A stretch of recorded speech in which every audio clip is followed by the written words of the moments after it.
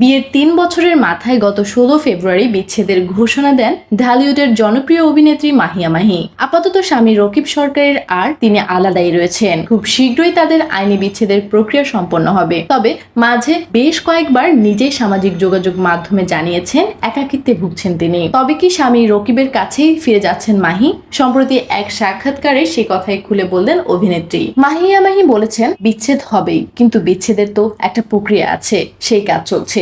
শীঘ্রই বিচ্ছেদের চিঠি চলে যাবে তার স্বামীর কাছে। অথচ অভিনেত্রীর স্বামীর কণ্ঠে উল্টো সুর। কিছুদিন আগে মাহির স্বামী রকিব সরকার একটি গণমাধ্যমকে বলেছেন তিনি মাহির সঙ্গে সংসার করতে চান। কিন্তু মাহি কি ফিরতে চান স্বামীর কাছে? সেই প্রসঙ্গে তিনি বলেন, আমি যখন কোনো সিদ্ধান্ত নেই অনেক সময় নিয়ে যাচাই বাছাই করেই সিদ্ধান্ত নেই। অনেকদিন পর্যবেক্ষণ করে জেনে বুঝেই এই সিদ্ধান্ত নিয়েছি তার সঙ্গে এক ছাদের নিচে আর ফিরবো না। কারো সঙ্গে সম্পর্ক খারাপ হয়ে গেলেও তাকে নিয়ে একটা লাইনও খারাপ কথা বলতে পারি না। এটি আমার ভালো গুণ না খারাপ গুণ বুঝি না আমি। প্রসঙ্গত 2021 সালের 13 সেপ্টেম্বর গাজীপুরের রকিব সরকারকে বিয়ে করেন তিনি। তাদের ঘরে ফারিস নামে 1 বছরের একটি পুত্র সন্তান রয়েছে। কিন্তু এই বিয়েটিও টিকেনি মাহির।